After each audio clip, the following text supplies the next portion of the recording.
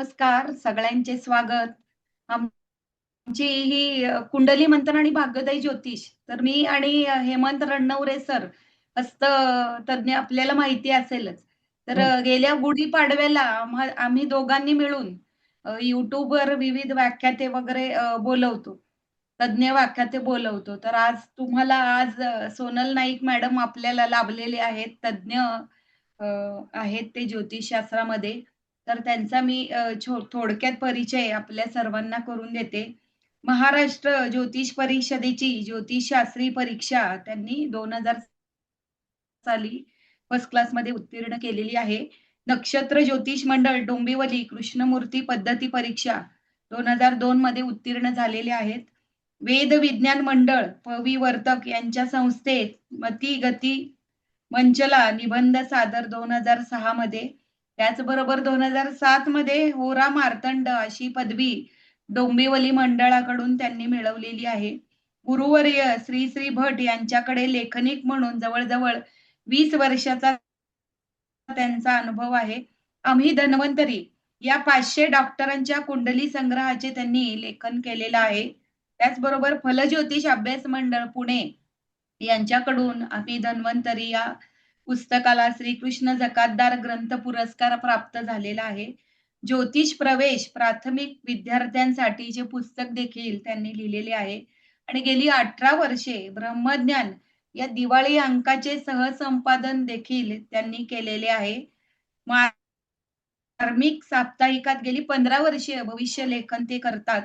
अ, मा गार्गी, ललना, भाग्यनिर्णय, ग्रहांकित, धनुर्धारी, ग्रहभेद या दिवाळी अंकातून प्रचुर मात्रामध्ये ज्योतिष विषयक लेख त्यांनी लिहिलेले आहेत आणि सकाळमध्ये ॲग्रोवन सदरात भविष्य लेखन ते करतात.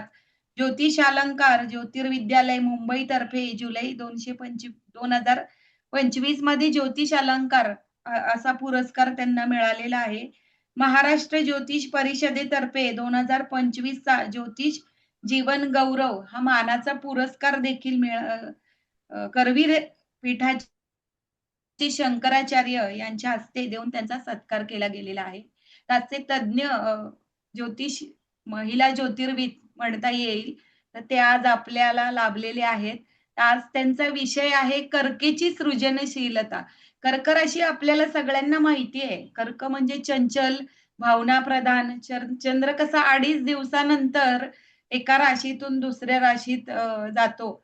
तर त्याची सृजनशीलता कर्क राशीची ती आपल्याला ह्या विषयाद्वारे ते आपल्याला आज मार्गदर्शन करणार आहेत. तर मॅडम मी तुम्हाला विनंती करते, की तुम्ही आपलं व्याख्यान सुरू करा. नमस्कार, सर्वांचं स्वागत. सर्वांना नमस्कार. कुंडली मंथन आणि भाग्योदय ज्योतिष हस्तरेषा आणि वास्तू या ज्या संयुक्त विद्यमाने आपण मला इथे बोलवलं, आमंत्रण केलं आणि तुमच्या नियमितपणे होणाऱ्या या व्याख्यानमालेत मला सादर सामील करून घेतलं, त्याबद्दल तुमच्या दोन्ही मंडळाचे मी आभार मानते. ज्योतिष हा विषय शिकायची इच्छा म्हणजे फक्त इंटरेस्ट होता, म्हणजे कुतूहल होतं, इंटरेस्ट म्हणण्यापेक्षा की कसा काय असेल, ह्यांना कसं काय कळतं, ह्या लोक हे कसं काय सांगू शकतात, त्याच्या म्हणजे त्याच्यामुळे इंटरेस्ट क्रिएट झाला आणि ज्योतिषाकडे वळले. अदरवाईज माझ्या घरात म्हणजे माहेरी सासरी कोणीच नव्हतं की ज्यांचा ज्योतिषाचा अभ्यास आहे, किंवा उलट मी त्या विषयाकडे वळल्यावर मला खूप टोमणे किंवा बोलणी खावी लागली की हे करून तुला काय मिळणार वगैरे वगैरे असं की पण ठीक आहे, म्हणजे तो त्यांचा व्ह्यू झाला. पण गुरुवर्य श्री श्री भट सरांसारखे गुरु लाभल्यामुळे तो इंटरेस्ट अधिक म्हणजे सखोल ज्ञान त्यांचं जे पाहून असं वाटलं की अरे आपल्याला अजून काहीच येत नाही, अजून खूप शिकायला हवं. म्हणून मग त्यांच्याकडे सातत्याने लिखाण करण्याचं काम घेणं मी पसंत केलं, की जेणेकरून त्यांच्याकडचा किमान छोटासा छोटासा छोट्यात छोटा एक भाग आपल्याला शिकता येईल. कारण त्यांच्या इतकं ज्ञान आपणा सर्वांना माहिती आहे की त्यांच्याकडे खरोखर अफाट म्हणजे ज्ञानसागर म्हणू शकतो, इतकं ज्ञान त्यांच्याकडे होतं. आणि हे हे कधी कळलं, शास्त्रीय परीक्षा झाल्यावर कळलं की अरे आपल्याला अजून काहीच येत नाहीये. म्हणजे सरांकडे जी बुद्धिमत्ता आहे ती निश्चितच प्रचंड होती. सर्वांनीच त्याचा अनुभव घेतला. पण अ, म्हणजे त्यांच्याकडून जास्तीत जास्त शिकता यावं म्हणून अ, पुढे शिकायचा आज आणखी एक प्रयत्न केला. आपण आजचा विषय घेतला तो तर्क. तर्क म्हणजे ही आता विराट पुरुषाच्या मनापासून चंद्र निर्माण झाला असं पुरुष सूक्तात म्हटलेलं आहे. आणि हा चंद्र ज्योतिषात मनाचा कारक होतो. आणि चंद्रमा म्हणजे सुख-दुःखाच्या उपलब्धीचं साधन असं आपण म्हणतो. हे मन अत्यंत सूक्ष्म परमाणुरूप आहे आणि नित्य आहे. असं म्हणतात ना, की मन एव मनुष्याणां कारणं बंध मोक्षयोः. म्हणजे मनाला बंधन घालणारं सुद्धा आणि मनाला मोक्ष मिळवून देणारं सुद्धा मनच आहे. कारण एक छोट्यात छोटा विचार आणि मनाची शक्ती इतकी मोठी आहे, की एखादं प्रचंड कार्य घडवून सुद्धा आणण्याची शक्ती त्याच्यामध्ये आहे. कारण सुख-दुःखाच्या उपलब्धीचं साधन असं जरी म्हटलं, तरी आपल्याला मनाला प्रत्येक इंद्रियांशी संपर्क ठेवायचा, तर त्याच्याकडे योग्य राशी हवी.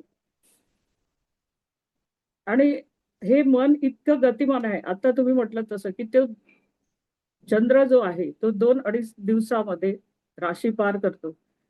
ह्या गतिमान असलेल्या या क्षणात जगात कुठेही फिरून म्हणजे आता आपण आपल्याशी बोलता-बोलता सुद्धा आपण आपल्या एखाद्या परदेशातल्या अ, नातेवाईकाशी, मित्राशी संबंध संबंध किंवा त्याच्याविषयी एखादा विचार मनात येऊन जातो आणि पुन्हा आपण इथे अवतरतो. सेकंदात आपण म्हणजे इतकं गतिरूप, वायुरूप असल्यामुळे ते अत्यंत गतिशील आहे. पण पाण्याचा गुण हा चिकटून बसणे असा आहे आणि चंद्र हा जलतत्वाचा मानला जातो. या जलतत्वामुळे एखाद्या घटनेचा, अनुभवाचा ठसा घेऊन त्याचा रस हा परिपोष केला जातो, म्हणजे परिपूर्ण केला जातो. सुख-दुःखाच्या उपलब्धीचे साधन असं आपण वारंवार त्याला म्हणतो, की मनाला जे चांगलं, अनुकूल वाटतं, त्या विषयामध्ये त्याला सुख मिळतं आणि मनाविरुद्ध असलेल्या अनुभवातून व्यक्तीला दुःख होतं. मनाविरुद्ध किंवा मनाला प्रत्येक इंद्रियांशी संपर्क ठेवायचा असेल, तर त्याच्याकडे योग्य अशी राशी हवी. कारण पत्रिकेत चंद्र ज्या ठिकाणी असतो, ज्या राशीत असतो, त्याच्या आवडीचा विषय साधारण त्याच्याकडे दिसतो आपल्याला म्हणजे आपण जेव्हा अभ्यास करतो त्या दृष्टीने. चंद्र जलतत्वाचा आहे आणि हे पाणी सगळ्या इंद्रियांमार्फत पोहोचवायचं असेल, तर त्याची जी साठवण आहे, म्हणजे साध्या भाषेत आपण टाकी म्हणू, तर ही सर्वोच्च स्थानी असायला हवी आणि त्याच्यानंतर मग ते पाणी सर्वत्र वाटप केलं जातं. मग त्या क्रांतिवृत्तातलं सर्वोच्च स्थान हे कर्केमध्ये येतं आणि म्हणून हे हे जलतत्व, ही साठवण, पाण्याची साठवण ही कर्केत आहे. शरीरात वायूच्या पंचभौतिकानुसार 5 व्यापार चालतात. जसं की उदान आहे तो आकाश तत्व म्हणजे वर जाणारा. व्यान आहे तो अग्नी तत्वाचा, सर्व शरीरभर पसरणारा, फिरणारा. सवन आहे तो नाभीतून शरीरभर जठराच्या जागी काम करणारा आणि पसरणारा. अपान आहे तो पृथ्वी तत्वाचा, बुधाजवळ असून मलत्याग करणारा किंवा त्या संबंधित कार्य करण्यासाठी तो कार्यरत राहतो. आणि प्राण आहे तो जलतत्वाचा, हा कंठात राहून शरीरभर आणि इंद्रियाची प्रसन्नता राखणारा, कारण जलतत्व हे नेहमी प्रसन्नता देतं. हे सगळंच विचार करायचं कारण असं झालं, की वर्गात जेव्हा राशी शिकवायला घेतल्या, त्या राशीशील हा जो प्रकार आहे, त्याच्यामध्ये दिवाबली, रात्रीबली, शीर्षोदयी, पृष्ठोदयी अशा अनेक मुद्द्यांप्रमाणेच प्रसवतेचा मुद्दा जेव्हा आला, तेव्हा सर्व जलराशी या बहुप्रसव आहेत, मान्य. पण त्या मानाने अग्नी, वायू या राशी अल्प प्रसवता देतात. आणि त्यावेळी हा मुद्दा लक्षात आला की प्रसवता ही फक्त संततीपुरती मर्यादित नसून ती विचारांच्या, भावनांच्या बाबतीतही तितकीच प्रगल्भ होते किंवा अतिशय तीव्रपणे ती लागू होते. म्हणजे हा मुद्दा त्या वेळेला सुचला आणि आणखीन काही मुद्दे सुचले ते असे की मग मीन ही राशी विशाल सागराची आहे. म्हणजे जलतत्वाच्या 3 राशी आपण म्हणतो ते 4, 8, 12 कर्क, वृश्चिक, मीन. तर मीन ही विशाल सागराची राशी. वृश्चिकेचं पाणी हे साठवलेलं तलाव, तळी, डोह इत्यादी प्रकारचं असतं. परंतु कर्केचं पाणी हे धावणारं, प्रवाही, स्वच्छ आणि निर्मळ, अगदी निर्जर, चैतन्यपूर्ण असं ज्याचं आपण वर्णन करतो ते कर्केचं पाणी. आणि त्याचा परिपूर्ण त्याच्यामुळे काय होतं की या राशीत असणारी प्रतिभाशैली, सृजनशीलता म्हणजे क्रिएटिव्हिटी ही उत्तम असल्याचं दिसून आलं. आणि त्याच्यासाठी मी हे लिखाण किंवा हा अभ्यास सुरू केला तेव्हा साधारण एक 50 कुंडल्यांचा अभ्यास केला. तर त्याच्यामध्ये मी नंतर एक पेपर शेअर करते की त्याच्यामध्ये 50 कुंडल्यांमध्ये हे सगळं दिसलं. कर्केत म्हणजे स्थिर ताऱ्यांचा अभ्यास करताना कर्केत 26 अंशावरती अल्जेनुबी तारा आहे आणि त्याचं फलित अभिव्यक्ती, कौशल्य, कलाकार आणि दुर्दम्य इच्छाशक्ती असं आहे. शब्दप्रभू जगदीश खेबुडकर असं म्हणतात की कागद जरी ही माता आहे, पेन हा पिता आहे आणि लिहिलं जातं ते बीजारोपण असतं आणि ही गर्भातून होणारी वाढ असं त्यांनी म्हणजे त्यांना मुळात शब्दप्रभू ही पदवी बहाल झालेलीच आहे. तर क्रिएटिव्ह जिनियस हे वर्ड ज्याच्यामध्ये किंवा त्यांच्यामध्ये ही डिस्क्राईब करण्याची ही कपॅसिटी आणि कॅपेबिलिटी ज्यांच्याकडे आहे ती कर्केमध्ये विशेष अर्थाने दिसून आली. ही एक मानसिक प्रक्रिया आहे ज्याच्यामध्ये विचार प्रसृत होतात. मगाशी आपण म्हटलं की क्रिएटिव्हिटी म्हणजे काय? म्हणजे सगळ्यात पहिलं आपण म्हटलं की सृजनशीलता म्हणजे काय आहे? इनोव्हेटिव्ह आणि रचनात्मक क्रिया, रचनात्मक काहीतरी निर्माण करणं आणि ते सुद्धा त्याची क्वालिटी कशी असेल, कॅपेबिलिटी त्यांची ती कशी असते ह्याचं काही उदाहरणं दाखल मी काही पत्रिका किंवा काही नावात आपल्या आपण म्हणू त्यांचा अभ्यास करू. केबुडकरांनी अभंगापासून लावणीपर्यंत, प्रेमगीतापासून बालगीतापर्यंत आणि शाहिरीपासून लावणीपर्यंत हे सर्व विषय अतिशय समर्थपणे हाताळलेले आहेत. त्यांच्या 3,500 कविता, 2,500 गाणी आणि 25 पटकथा, 50 लघुकथा इतकं अफाट लेखन, दूरदर्शनवरच्या मालिका, टेलिफिल्म या सर्व प्रकारांना उत्तम न्याय त्यांनी दिलेला आहे. वयाच्या 75 वर्षापर्यंत ते सतत कार्यरत होते आणि अतिशय छोट्या खेळात बालपण गेलं तर कधीही तमाशा हा प्रकार माहिती नसताना सुद्धा उत्तम उत्तम लावण्या त्यांनी लिहिल्या.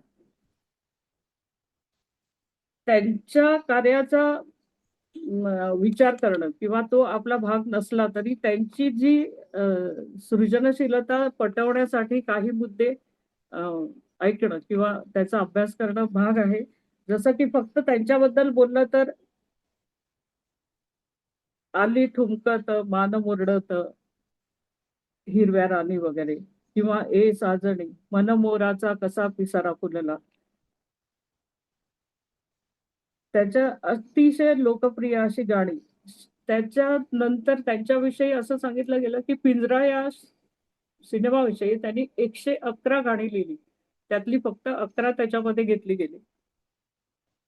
हे म्हणजे ह्या सगळ्या गोष्टी प्रसिद्ध होत नाहीत, आपल्याला कळत नाहीत किंवा माहिती नसतात किंवा त्या दृष्टीने आपण कधी अभ्यासही करत नाही. 1, 2, 4 गाणी ऐकली, हे गाणं छान आहे, सुंदर आहे वगैरे अशा प्रकारचे आपले आपण प्रतिसाद देतो त्याच्याविषयी. तर अखेरचं एक भावपूर्ण गीत त्यांचं काय होतं, की आकाशी झेप घेरे पाखरा, सोडी सोन्याचा पिंजरा. कुठवर घेशी आसरा, घरत असले ही तर कारा, जा ओलांडूनिया सागरा. अतिशय गर्भपूर्ण, अर्थपूर्ण अशी त्यांची जी गाणी आहेत. आणि हे एकच उदाहरणादाखल नाही. मी म्हटलं तसं, की जवळ-जवळ 50 पत्रिकांचा अभ्यास केला. तर त्याच्यामध्ये त्यांना अनेक पुरस्कार मिळाले वगैरे हे सगळं अ, माहितीच आहे, असलेला भाग आहे. दुसरे म्हणजे सुप्रसिद्ध कवी सुरेश भट. मराठीत गझल हा काव्य प्रकार त्यांनी रुजवला आणि त्यांना गझल सम्राट असंही म्हणतात. कारण त्यांनी मराठीत म्हणजे हिंदीमध्ये तर आहेतच. बरं हा सगळा अभ्यास केलाय मी फक्त महाराष्ट्रातले कवी आणि या लेखक वगैरे या लोकांचा. पण आपल्याकडे हिंदी किंवा विशेषतः उर्दू या भाषेमध्ये अतिशय भावपूर्ण गाणी आपण अनेकदा ऐकतो आहोत. त्यांच्या कुंडलांचा अभ्यास अधिक करावा असं याच्यानंतर मला खरोखरच जाणवलं. या रूपगंधा, रंग माझा वेगळा, एल्गार, झंझावात या सुरेश भटांच्या कविता संग्रहाची एक डायरी हृदयनाथ मंगेशकरांना फुटपाथवर मिळाली आणि ती वाचून त्यांनी सुरेश भटांना शोधून काढलं आणि त्यांच्या कवितांना चाल लावून त्यांनी त्या अमर केल्या.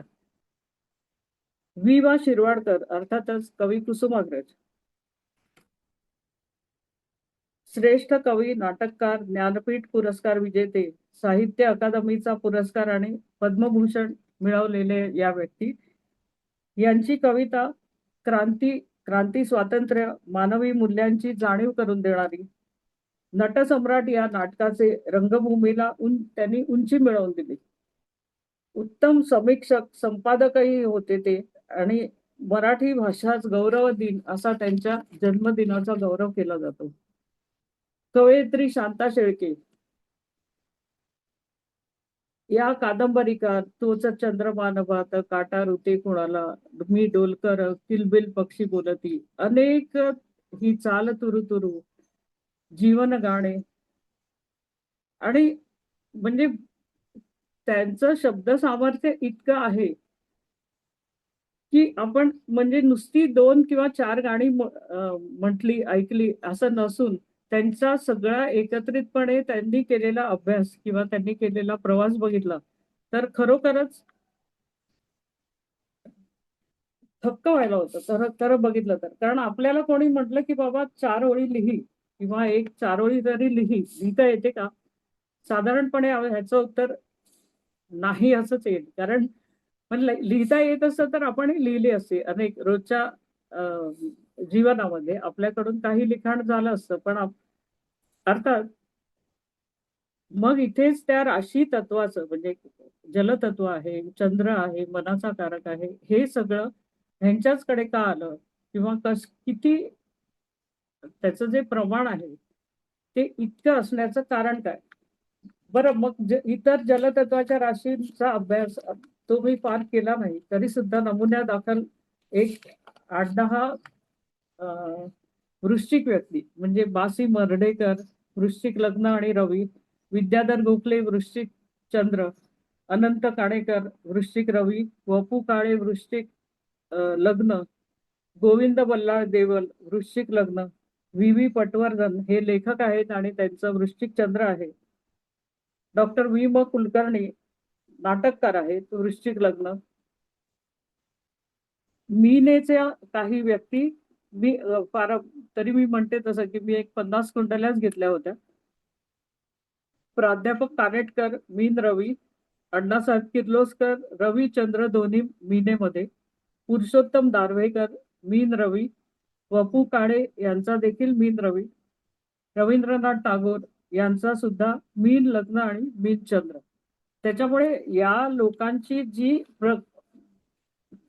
प्रगल्भता दिसते आपल्यामध्ये साहित्यामध्ये, त्याचं कारण आपल्याला या त्यांच्या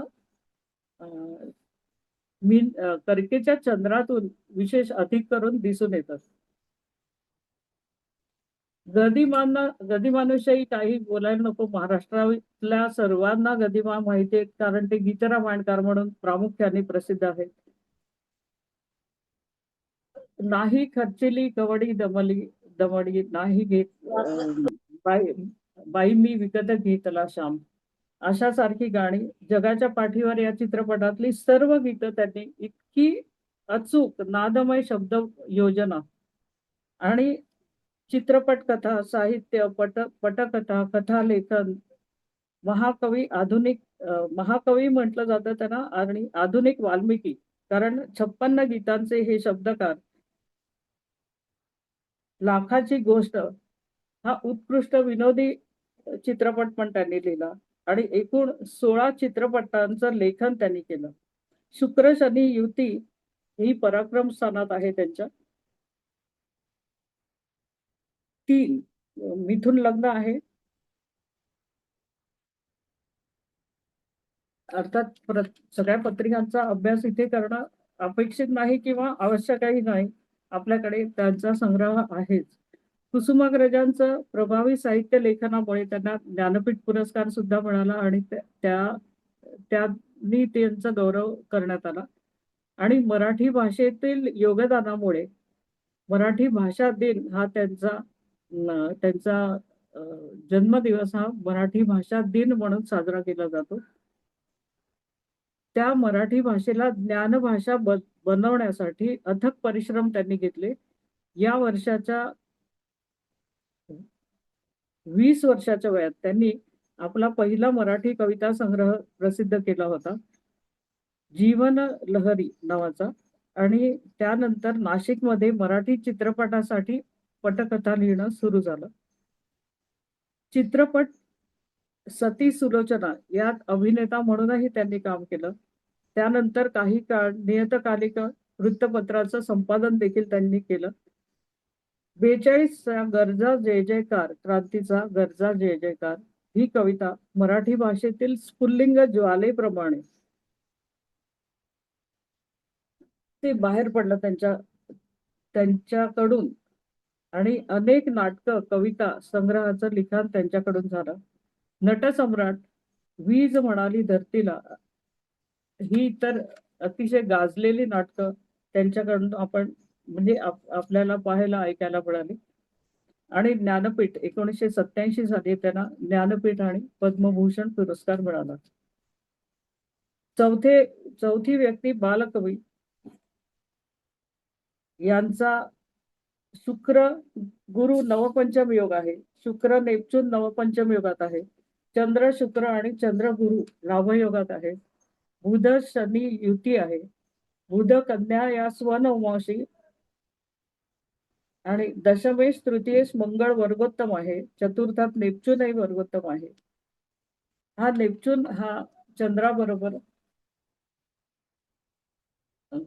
या कविता प्रकारामध्ये खूप पूरक असं काम करतो. रवी मीन नवमाशात आहे. आपल्याला म्हणजे सर्वसाधारण सामान्य माणसाला मी मगाशी म्हटलं तसं की 2-4 ओळीचं लेखन आयुष्यभरात एखादी कविता अगदी 4 ओळी सुद्धा येईल का, तर खरोखर आपण मनापासून त्याचं उत्तर दिलं तर त्याचं उत्तर प्रामाणिकपणे द्यायचं ठरवलं तर नाही असंच म्हणावं लागेल. म्हणूनच यांच्यातील या सर्व थोर व्यक्तींमधील त्यांच्या उपजत गुणांचं सृजनत्व, प्रसृत झालेले विचार हे फक्त त्यांचे आणि त्यांचेच आहेत. ही त्यांची संतती आणि विचारधन या सर्व लेखक आणि कवी यांची माहिती देण्यामागे त्यांचा क्रिएटिव्हिटी किती वैशिष्ट्यपूर्ण आहे आणि वैविध्यपूर्ण होती. आणि त्यांचे विचार हे वेगवेगळ्या पद्धतीने केलेली मांडणी म्हणजेच त्यांच्या साहित्य लेखन आहे, कविता लेखन आहे, सर्वच प्रकारातून त्यांचं हे प्रकटीकरण झालेलं दिसतं आपल्याला.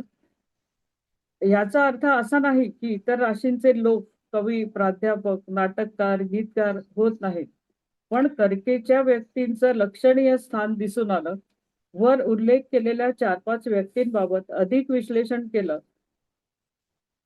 तसंच इतर सर्व व्यक्तींच्या बाबत सुद्धा निरीक्षण आणि विश्लेषण करता येईल, परंतु तो आपल्या लेखाचा किंवा उद्देश नाही, खरं तर तो विषयही नाही.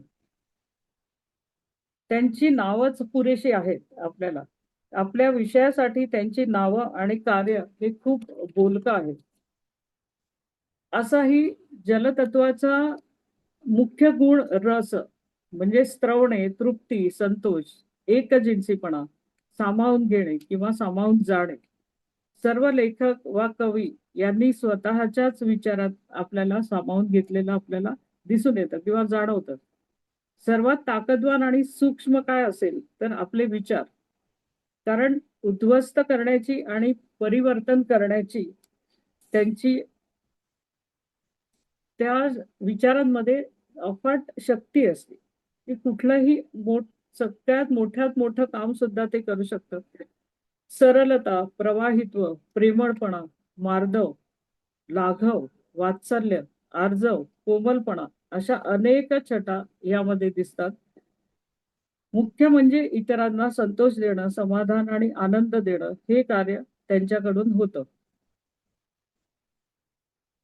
आणखीन 2-4 नावं सुद्धा हे लिहिता लक्षात आली, की चंद्रकांत काकोडकरांचं जे लेखन आहे ते शृंगार रसप्रधान आहे.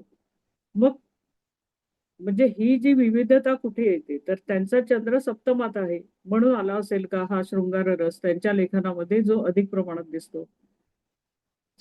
शुक्ल लेखक, कवी, नाटककार आहेत. कर्कलग्न वाळिंबे त्यांचाही कर्क रवी आहे. डॉक्टर ढेरे संत वाङ्मयाचा आणि नाथ संप्रदायाची त्यांनी अनेक लेखन केलेलं आहे त्याच्यासाठी. त्यांचाही कर्क रवी आहे.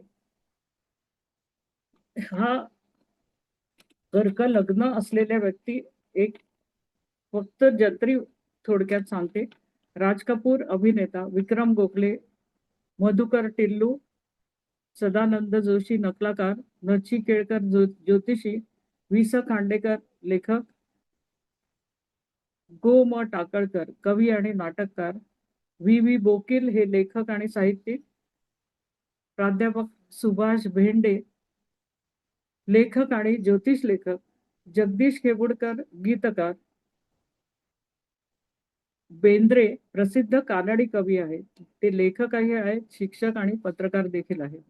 कर्कचंद्र असलेल्या व्यक्तींमध्ये सम्राज्ञी लता मंगेशकर, किशोर कुमार, शिवाजी सावंत, बालकवी माधव जुलियन, बासी मर्ढेकर, भट हे नाटककार आणि भांडारकर संस्थेचे संस्थापक आहेत. महादेव शास्त्री जोशी हे संस्कृती कोशकार आहेत. त्यांचं कर्कचंद्र आहे. उद्धव शेळके कथालेखक आहेत.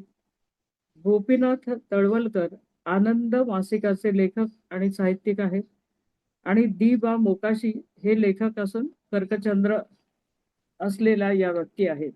कर्क रवी असलेल्या व्यक्तींमध्ये परमपूज्य टेंबे स्वामी, वैजंतीमाला ही अभिनेत्री, मनोज कुमार हे अभिनेता, दादा कोंडके अभिनेता, दादासाहेब फाळके दिग्दर्शक, नासी फडके लेखक, जयवंत दळवी लेखक, बालकवी म्हणजेच त्र्यंबक बापूजी ठोंबरे, अच्युत कोलटकर हे साहित्यिक, बाबूजी अर्थात सुधीर फडके कर्करवीचे, ला पांगारकर यांचं धार्मिक लेखन, के अत्रे हे तर सर्वार्थाने पत्रकार तर होतेच आणि इतर अनेक म्हणजे नाटकं वगैरे यांचं म्हणजे ह्यांची ऍक्च्युअली काय बघा यांचं लेखनाची नावं घेण्यापेक्षा यांची स्वतःचीच नावं पुरेशी आहेत की ज्यांनी प्रचंड लेखन केलेलं आहे. आणि हे कर्केच्या व्यक्तींना जास्ती प्रमाणात त्यांच्याकडून झालं असं मला वाटलं. म्हणून मी हा काय म्हणू हा अभ्यास केला किंवा साध्या भाषेत खटराटोप केला असं असं म्हणू शकते की हे कसं काय शक्य झालं त्याला.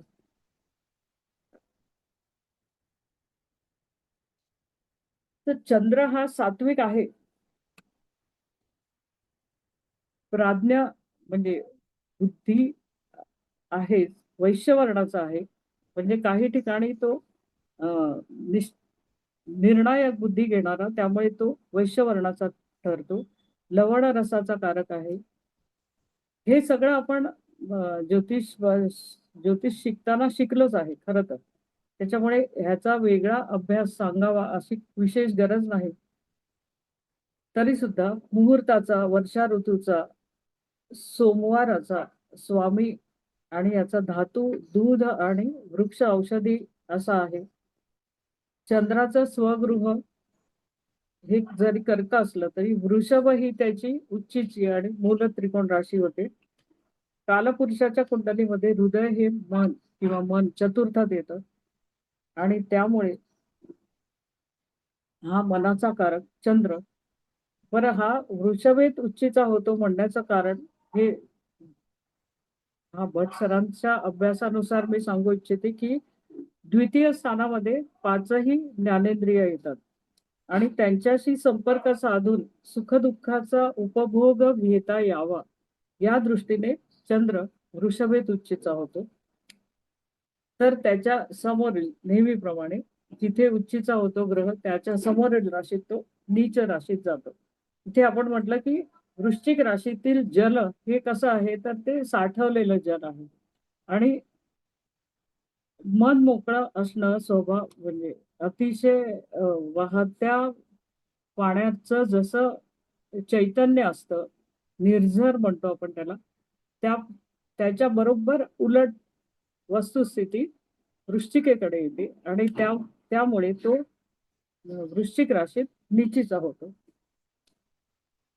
मन हे सत्वगुणी असलं तरी त्याचं म्हणजे ते त्याचं प्राबल्य आहे. पण एखादं आपल्या हातून कर्म कुकर्म झालं की आपल्याला मनाला हळहळ वाटते किंवा आपल्याला गिल्टी वाटतं, म्हणजे आपल्याला त्याच्याबद्दल अपराधी वाटतं.